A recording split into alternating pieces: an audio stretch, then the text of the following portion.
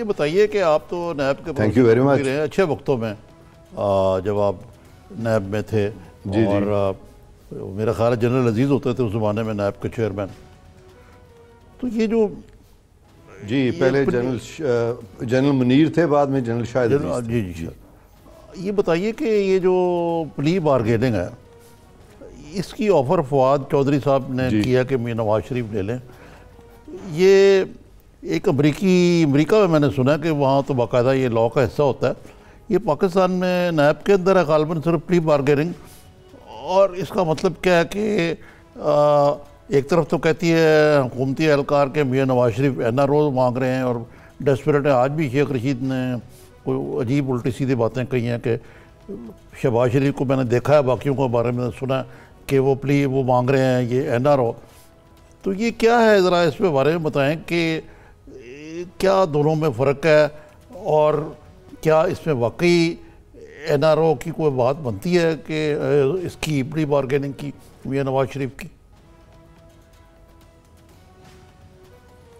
دیکھیں، پلی بارگیننگ کے بارے میں بہت سارے مسکنسیپشنز ہیں، اور ایک یہ بھی بہت بڑا مسکنسیپشن ہے کہ لوگ کہتے ہیں یہ مکمکہ ہو گیا یا این آر او ہو گیا. اس کا این آر او سے کسی مکمکہ سے کوئی تعلق نہیں ہے، اس لیے کہ پلی بارگیننگ، سب سے پہلی بات تو یہ ہے کہ جو انفارمیشن منسٹر ہیں وہ پلی بارگیننگ، ان کو بیچ میں اس طرح سے آ کے پلی بارگیننگ پہ اس طرح کے سجیشنز دینے، اس سے شفافیت جو ہے ایک ادارے کی وہ ڈیفینیٹلی اثر انداز ہوتی ہے، کیونکہ یہ تمام ڈیسیجن میکنگ جو ہے وہ انفارمیشن منسٹر نے یا حکومت نے نہیں کرنی، بلکہ قومی احتساب بیورو نے کرنی ہے. اور اسی صورت میں کرنی ہے کہ اگر ان کو پلی بارگیننگ کی کوئی آفر موصول ہوتی ہے میاں نواز شریف صاحب سے یا کسی کی بھی طرف سے، تو پلی بارگیننگ کا جو کانسیپٹ ہے میں اس کی وضاحت کر دوں کہ اس میں مکمکہ کا عنصر بالکل نہیں ہوتا. اس میں پلی بارگیننگ کا مطلب ہوتا ہے کہ آپ اپنی جو کنفیس کر لیتے ہیں کرائم کو کہ بالکل آپ نے وہ کیا ہے، اور اب آپ بائی وے آف کنفیشن آپ تمام جو آپ نے جو فائدہ حاصل کیا تھا، ناجائز جو آپ نے فائدہ حاصل کیا تھا، آپ کی جو ال گاٹن گین تھی، آپ وہ ساری کی ساری واپس کرنا چاہتے ہیں. اور جب پلی بارگین ہوتی ہے تو آپ کانوکٹ بن جاتے ہیں. اور یہ جو کنوکشن ہے صرف اس میں پابند سلاسل آپ نہیں ہوتے، لیکن آپ ڈیمڈ کانوکٹ ہوتے ہیں. اور اس کے جو ایٹریبیوٹس ہوتے ہیں وہ یہ ہوتے ہیں کہ آپ سیاست سے بھی نااہل ہو جاتے ہیں، اور آپ بینکوں سے قرضہ بھی نہیں لے سکتے،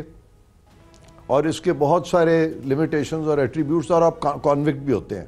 تو یہ خیال کرنا کہ جی پلی بارگین کے بعد آپ کوئی کسی قسم کی کلین چٹ حاصل کر لیتے ہیں، تو وہ ہرگز آپ نہیں کرتے. اور یہ کانسیپٹ بہت ضروری ہے پاکستان میں بھی اور بہت سارے یورپ میں، اور جس طرح بھی آپ نے امریکہ کا ذکر کیا ہے کہ وہاں پہ تو جتنی بھی اس طرح کے جو میٹرز ہیں، بلکہ اس کے علاوہ جنرلی جو اور بھی جو کرمنل میٹرز ہیں وہ پلی بارگین کے ذریعے ختم ہوتے ہیں. پاکستان میں اس کا جو سب سے بڑا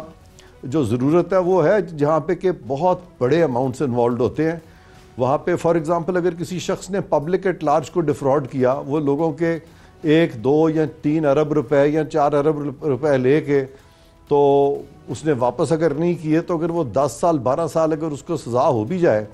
اور وہ ال گاٹن گینز جو ہیں آپ ان سے ریکور کر کے جو افیکٹیز ہیں ان کو نہ دیں،